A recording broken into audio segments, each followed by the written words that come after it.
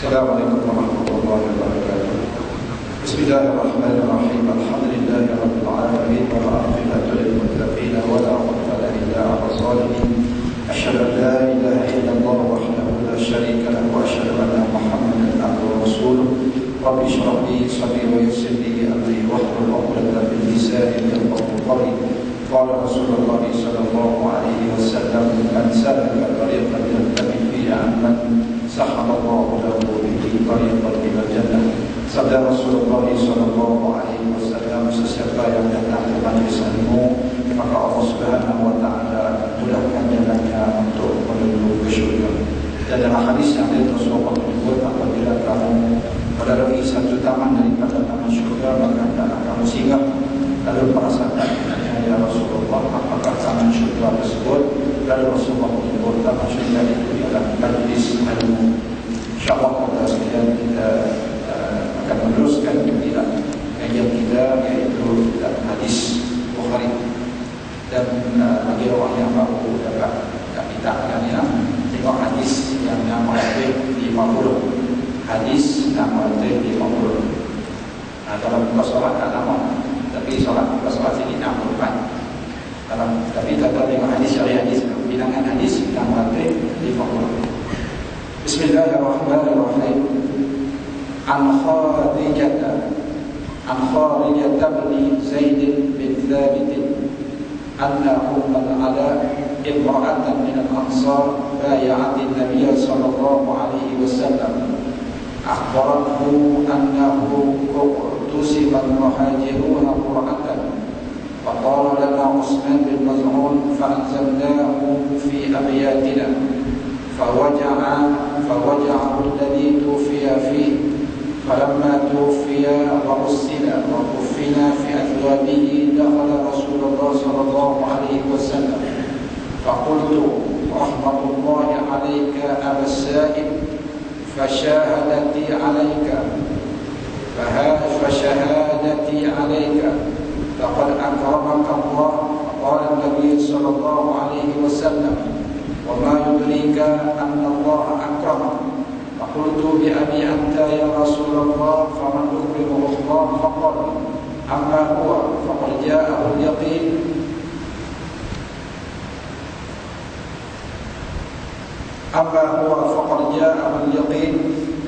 والله إني لأرجو له خيرا، والله ما أدري وأنا رسول الله ما يفعل بي. قال: فوالله لا أذكي أحدا بعده أبدا. صدق رسول الله صلى الله عليه وسلم. Hadis nama 50. An Kharijah, siapa muji bahasa Arab? Abdul Rajab. Kharijah jadi majrur. Sepatutnya baca An Kharijati. Tapi dia baca An Kharijata. Pasal apa? Itu mamnu min as-safi. Mamnu min as-safi maksudnya tidak boleh dibaringkan kasrah. An Kharijah bin Zaid bin Thabit. Kharijah bin Zaid bin Thabit bercerita bahawasanya Ummul Ala, yang perempuan, seorang wanita Ansar yang pernah biat, dia tulis biat, pernah bai'ah. Bai'ah kita tengok di bawah nombor 4. Bai'ah bersumpah atau berjanji setia akan mematuhi segala peraturan. Maksudnya dia ini termasuk orang yang pernah bai'ah dengan Rasulullah SAW. Dia rombongan daripada Madinah. Rombongan Madinah bai'ah dengan Rasulullah SAW. Ya Rasulullah, kami nak bai'ah dengan kamu. Siapa nak masuk tarikat, kena bai'ah. Siapa masuk tarikat, kena bai'ah dengan syekh. Suat tangan dengan syekh. Ubayyuka. Saya tengok, saya bai'ah dengan Syekh Abu Hasan, Syekh Zaki Ibrahim, Syekh Abu Hasan Al-Syadzili. Dia pegang tangan. Ubayyuka ala ta'atillah wa rasulihi wa sunnati. Itu dia apa itu? Dia kata, aku ambil perjanjian dengan engkau supaya kamu taat kepada Allah, supaya kamu taat kepada Rasul. Pada kita pun kata bay'ah, saya berjanji. Itu nama bai'ah. Jadi dia wanita Ansar yang pernah bai'ah dengan Rasulullah SAW. Dipamai kepada Rasulullah lebih kurang dalam 12 orang. Dipamai Rasulullah kata, aku minta kamu bai'ah. Maksud dia berjanji. Aku minta kamu bai'ah supaya kamu sembah Allah dan kamu patuh pada perintah aku, dan kamu akan mempertahankan aku seperti mana kamu mempertahankan anak istri kamu dan harta benda kamu. Dia kata, kami berjanji ya Rasulullah. Aku minta kamu berjanji bahawakanya kamu tidak akan melakukan zina, kamu tidak akan mengadakan sumpah palsu, kamu tidak akan mencuri lagi. Dia kata, kami berjanji ya Rasulullah. Itu bai'ah. Dia kata bai'ah dengan Rasulullah SAW, menceritakan kepadanya bahawa orang Muhajirin mengadakan undian. Kebetulan jatuh pada kami Osman bin Maz'un, lalu kami beri tempat di rumah kami. Tidak lama kemudian Osman sakit dan menyebabkan dia meninggal dunia. Tuan-tuan, apabila Osman bin Maz'un ini amat disayangi oleh Rasulullah SAW. Rasulullah sayang sangat Osman bin Maz'un ini. Mayatnya kami mandikan dan kami kafani. Setelah itu Rasulullah pun tiba. Kataku, siapa kata ni? Abul Ala ada kata, semoga rahmat Allah tercurah kepadamu, hai Bapak Said. Yang Osman, Bapak Said, itu siapa? Osman lah. Semoga rahmat Allah tercurah kepadamu, hai Osman. Itu maksudnya. Dia ada anak dia nama Said. Jadi mana dia dipanggil Bapak Said. Kita ada Umar, anak kita nama Umar, orang panggil kita Bapak Umar. Dia tu ada ayam, orang panggil Bapak Ayam. Ayam panggil Bapak Ayam. Aku menjadi saksi bagimu, sesungguhnya Allah memuliakanmu. Dia kata, wahai Osman bin Maz'un, aku naik saksi bahawasanya Allah memuliakanmu. Lalu Nabi SAW bertanya, bagaimana engkau tahu bahawa Allah telah memuliakannya? Nabi tanya kepada Umar Ala perempuan tu. Hang kata Allah muliakan dia, macam mana hang tahu kata Allah telah muliakan dia? Surat 65. Jawab itu, ya Rasulullah, biarlah bapakku jadi tebusanmu. Apa dia ni? Kata-kata tengok kata-kata ini diucapkan oleh orang Arab untuk menunjukkan kesetiaan, kepatuhan dan penghormatan. Biarlah bapakku jadi tebusan. Ini biasa orang Arab. Kadang-kadang dia kata, biarlah mak hang jadi tebusan aku, biarlah anak hang jadi tebusan aku. Tu orang Arab dia ada keadaan dia. Contoh kalau pergi Arab, contoh nak minta korang, contoh sebut satu keadaan. Kalau dia kata 100 riyal, 100 riyal, contoh minta dia 80, nak 80, nak kurang 80 wan nabi. Bawa Nabi ni dia tak bagi pun apa dia bagi. Tapi janganlah minta RM10 wan nabi, dia tak bagi lah. RM100 minta RM10, tak boleh kan. RM100 kita minta 80, kita minta kurang 20. Dia kata 100 riyal. Kita tanya bikar harga dia berapa? Dia kata 100 riyal, 100 riyal. Kita kata 80 wan nabi. Dia pun gabung kepala lah.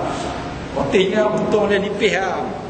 Mungkin modal dia modal dia 75 kan. Modal dia 75, kita minta 80, dapatlah RM5 dia. Dia gabung kepala ayat. Tapi sebut wan nabi ni pergi. Tu dia Arab dia macam tu. Ada perkataan yang pelemah dia. Okey. Dia kata, biarlah bapakku jadi tebusan. Siapakah kiranya yang dimuliakan Allah? Maka jawab Nabi SAW, dia telah mati. Dia tu siapa? Osman telah mati. Demi Allah, aku hanya mengharapkan semoga dia mendapat kebaikan.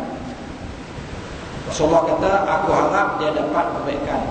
Demi Allah, biarpun aku seorang Rasul Allah, namun aku tidak tahu apa yang akan diperbuat terhadapku. Kata Ummul Ala, demi Allah, sesudah itu saya tak pernah lagi menyatakan seseorang itu soleh.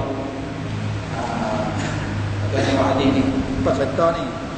Kata dia waktu mati, Osman bin Affan mati. Kemudian dia kata, wahai Osman, Allah lah yang telah muliakan hang. Lalu Nabi pun dah dekat tu. Nabi kata, hang tahu macam mana kata Allah Ta'ala muliakan dia? Kalau kita lah, waktu mati, dia kata, oh, hang ni bahagialah, hidup hang masuk syurga lah hang ni. Orang tanya, hang tahu mana dia masuk syurga? Agak-agak lah. Dia pun kira apa? Agak-agak lah. Nabi kata, seolah-olah Nabi tegur, jangan kata begitu. Jangan kata begitu. Sebab kita tak tahu. Aku sendiri pun Nabi, aku tak tahu macam mana keadaan aku di akhirat kelak. Lepas itu dia kata demi Allah.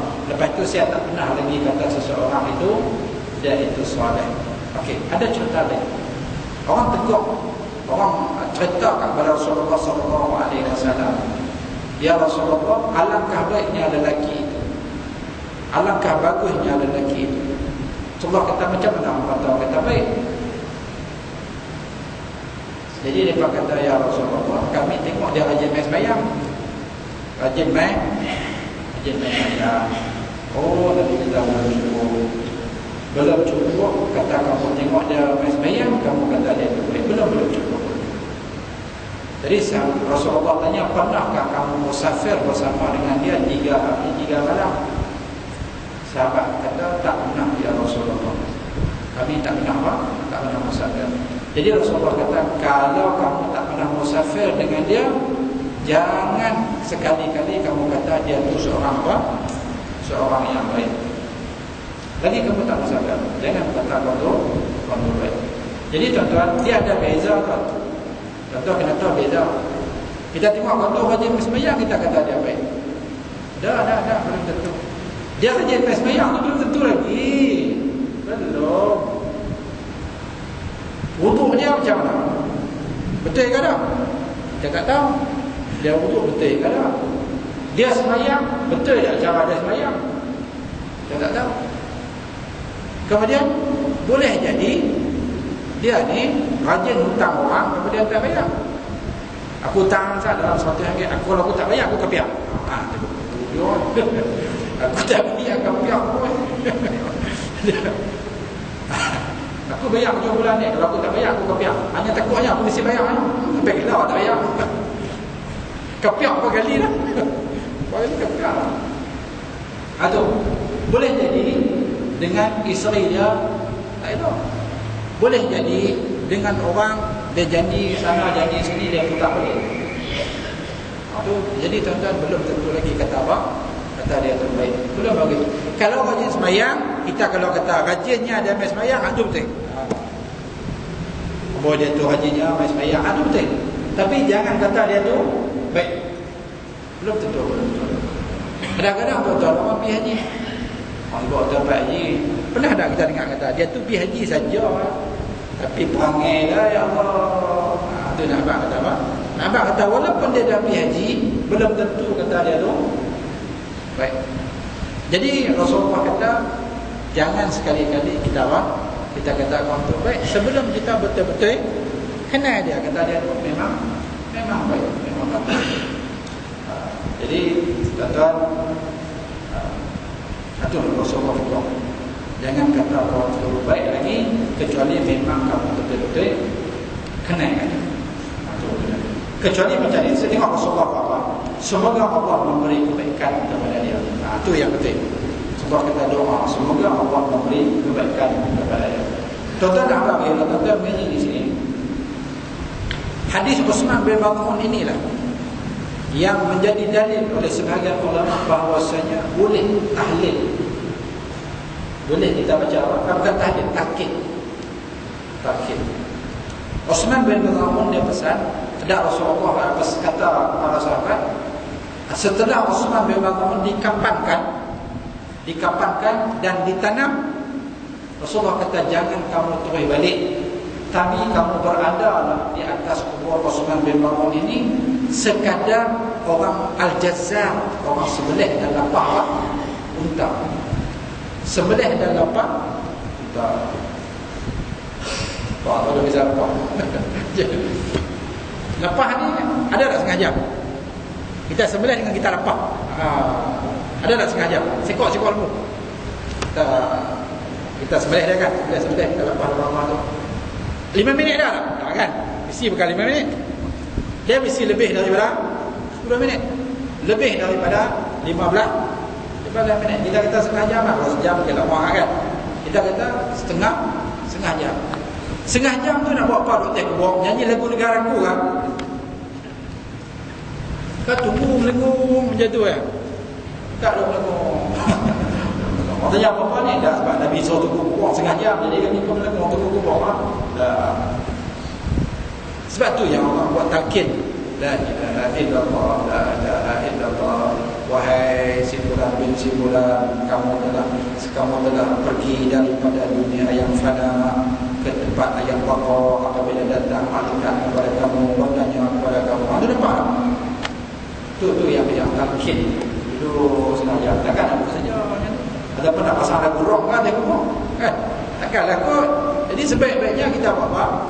Buat tahlil tu baca Quran kan, baca tahlil tu baca Allah, baca Al-Falah, Alif Lam Mim, wa ilahukum ilahulillah, lillahi ma fi samawati wa ma fil ardh, amana rasul wa tuqalla fil amr, la ilaha illallah, la ilaha illallah, la ilaha illallah. Dan kita talqin itu sekalipun khilaf di kalangan ulama, dia boleh manfaat kepada orang yang hidup. Apabila datang malaikat kepada kamu bertanyakan kepada kamu, apakah agama kamu? Islam. Orang hidup suka hafal. Jumpa aku hafal siap kalau malaikat tanya ni aku punya jawapan tu soalan sama ya kan. Semua orang mati soalan samanya, siapa nama kamu? Siapa agama kamu? Siapa nabi kamu? Siapa imam kamu? Siapa saudara-saudara kamu? Hafal ya. Tambah orang nak rajin pergi sembahyang mayat, nak rajin pergi kubur, memang dia pun cukup ingat. Apa ya depan soalan sama aja. Tu dalil daripada situ lah. Sebab tu khilaf di kalangan ulama. Ada orang kata boleh talqin, ada orang kata tidak boleh. Kita panas ada dua kaum. Satu kata boleh, satu kata boleh. Jadi jangan menyalahkan di antara satu sama lain. Okey, selesai. Wallahu. Contoh saya masih ingat lagi macam mana cerita Hasan Basri. Dia janji syurga kepada orang. Kalau tuan-tuan pernah, yang saya pernah sebut dulu, dia janji syurga kepada orang Majusi. Lepas tu balik beli bapak. Dia kata orang Majusi itu, mainlah masuk Islam, insyaAllah akan dapat syurga. Kita betul ke aku masuk Islam dapat syurga? Ya, dapat syurga. Okey, hang pergi ke sorak sekeping, kita hang jamin kau masuk syurga. Pening kepala aku tu. Habis tu nak pergi. Tapi main dia nak suruh kau tu masuk Islam, dah kau tu memang sakratul maut, memang nak mati dah.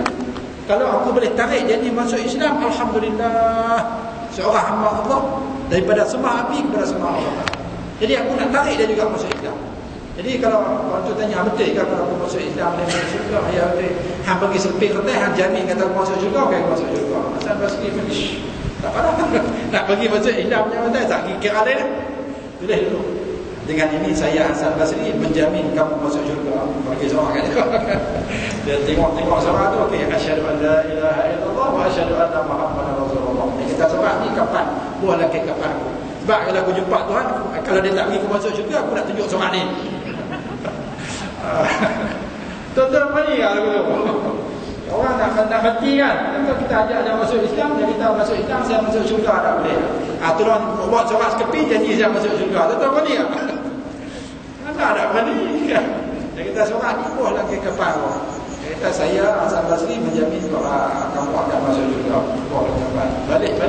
Waktu dah mati tanam cara Islam, dia ni balik ke kepala. Dia kata aku pun jamin cuma syurga pak aku. Aku pun tak tentu lagi. Tu tuan-tuan sampai macam tu. Rasulullah sendiri pun dia kata aku sendiri pun aku tak tahu macam mana. Okay. Hadis nombor 51. Bismillahirrahmanirrahim. Dari Jabir radhiyallahu anhu kata, ketika bapa saya meninggal, saya tutup mukanya dengan kain lalu saya menangis. Ditutup muka Pak dia dengan kain lalu dia berteriak. Orang banyak melarang saya menangis sedangkan Rasulullah tidak melarang. Orang melarang dia menangis, Rasulullah tidak melarang. Pasal apa? Sebab Rasulullah larang meratap, meratus. itu tak boleh. Meratap atau meratus itu tak boleh. Kalau setakat menangis menunjuk kepada kesedihan, maka aku kira tak ada masalah. Laki dia mati, tengok senyum dia boleh. Bini dia mati senyum. Sepanjang masa senyum. Orang pelik ni. Patut dia teriak kan. Betul ni dia senyum. Dia sedih, menangis. Orang larang saya menangis, sedangkan Rasulullah tidak melarang. Rasulullah larang meratus. Meratus nak boleh faham meratus. Abang mati dulu. Dia rita bayar. Habis ni sebab nak bayar. Dah saya tak bayar. Ni anak masuk universiti tiap bulan kena bayar 300. Saya nak cari mana saya tak tahu. Dia rumah ni tak tahu saya dapat beri abang mati. Rumah ada tu lagi tu. Atau nak bayar. Atau mati. Rasulullah larang meratus. Sedangkan Rasulullah tidak melarang. Fatimah saudara bapa saya juga turut menangis.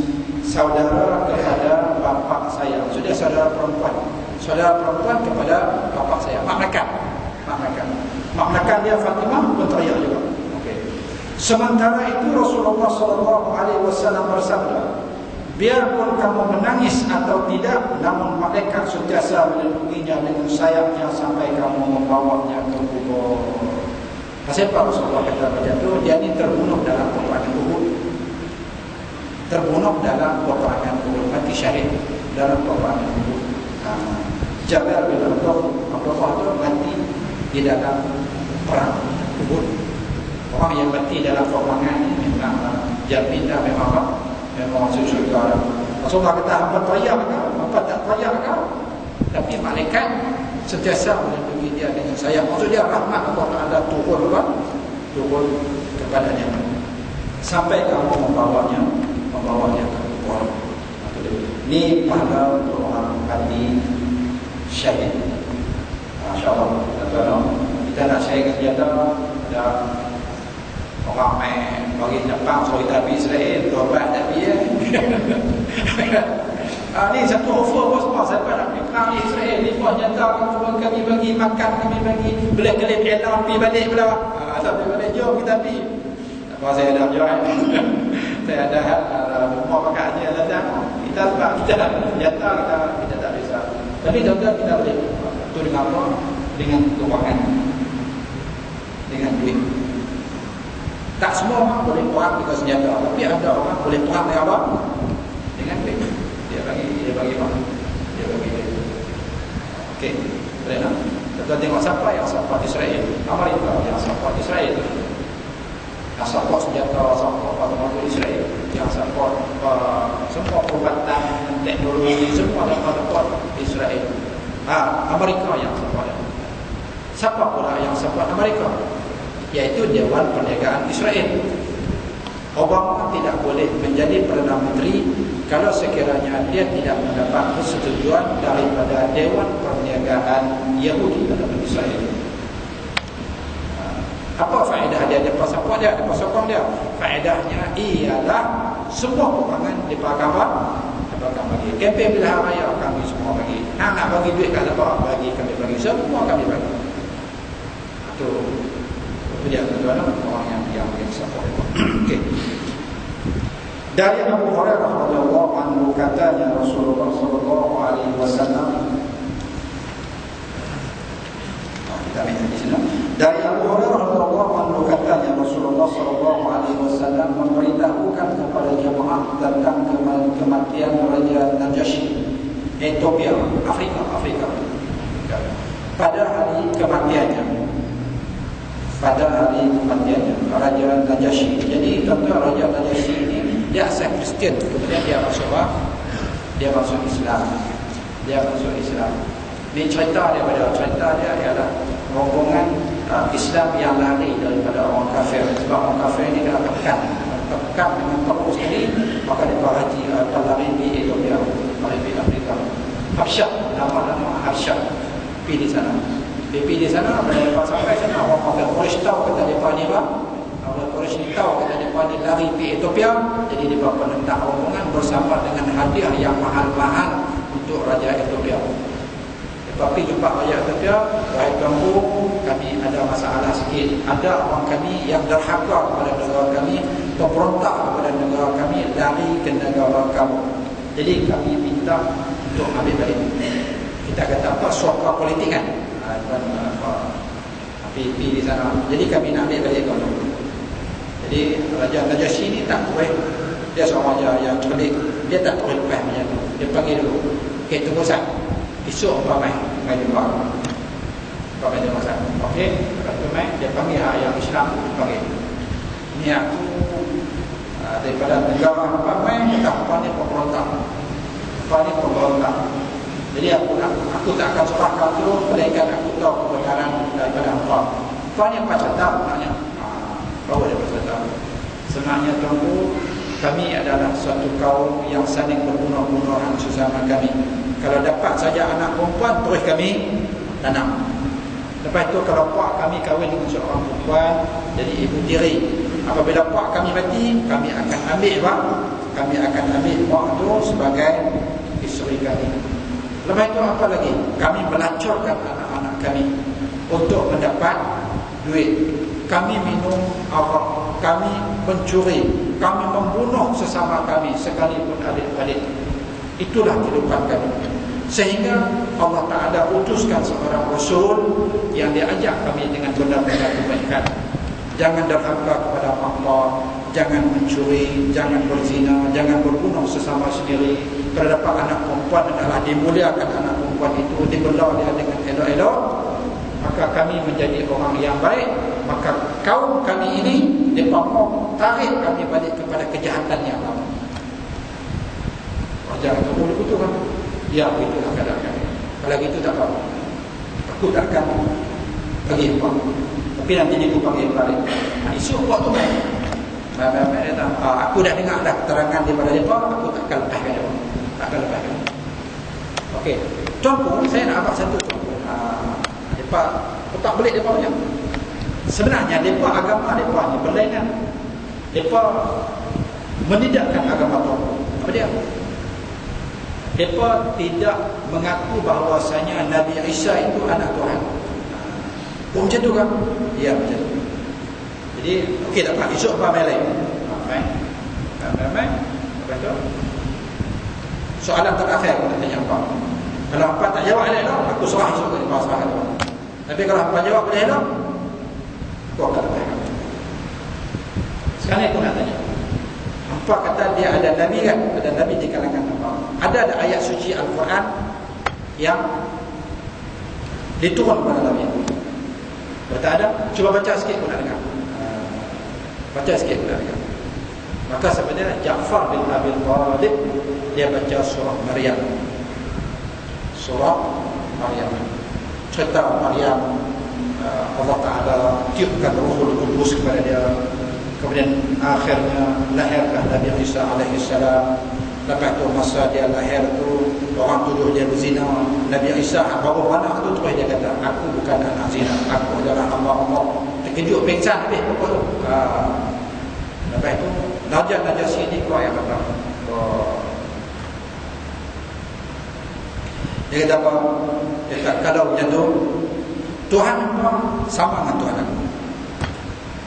Tuhan apa sama dengan Tuhan aku.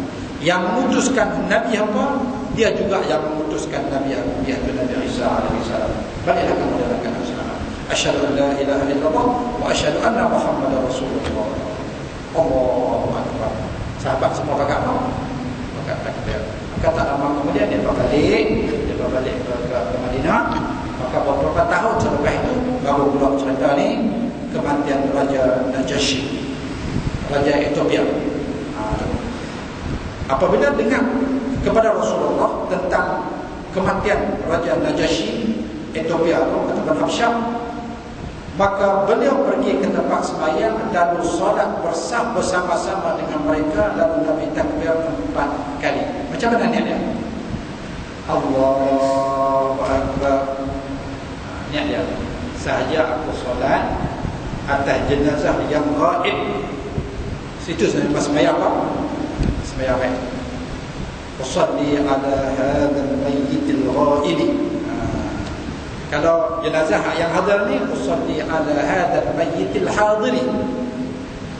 Salli ala hadzal mayyiti al-hadir. Kalau nak sebut pun tak apa, tak sebut pun tak apa. Al-hadir itu nak sebut pun tak apa, tak sebut pun tak apa. Salli ala hadzal mayyiti pun tak ada, okey dah. Tapi kalau kita sebut salli ala hadzal mayyit al-hadiri, harus kalau sembahyang ghaib salli ala hadzal mayyiti mayyitil ghaibi. Apa takbir kita Allahu akbar. Saya aku sembahyang atas jenazah yang gaib. 4 takbir ke imam kerana Allah. Betul sembahyang apa? Sembahyang macam biasa. Okey, kemudian saya sebut sikit fiqh pada dalam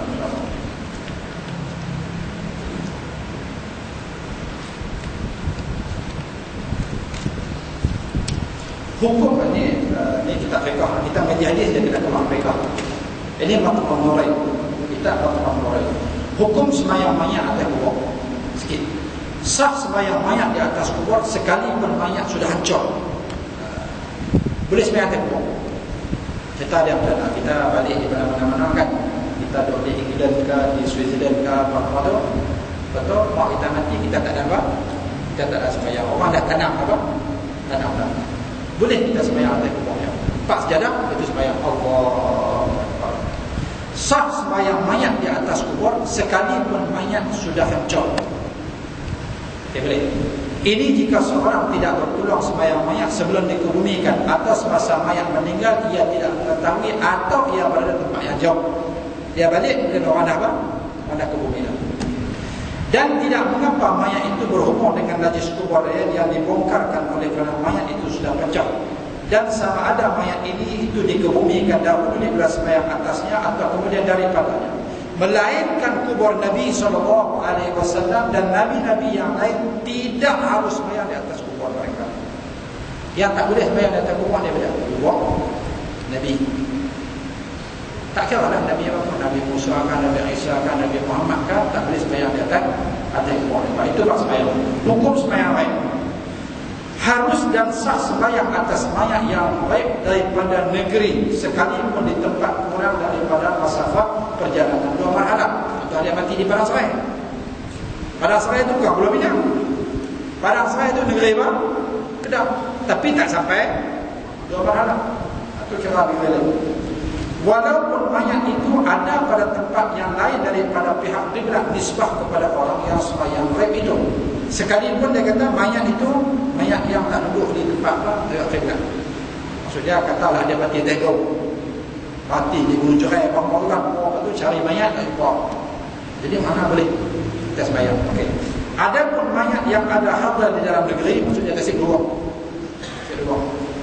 Tempat tinggal orang di daerah di badan sekalipun negeri itu besar tidak sah sembahyang ghaib atasnya melainkan orang yang hadir yang ada di negeri atau tempat itu saja yang dituntut bila sembahyang mayat itu. Tak apalah kita simpan dulu kita sembahyang ghaib. Tak ada.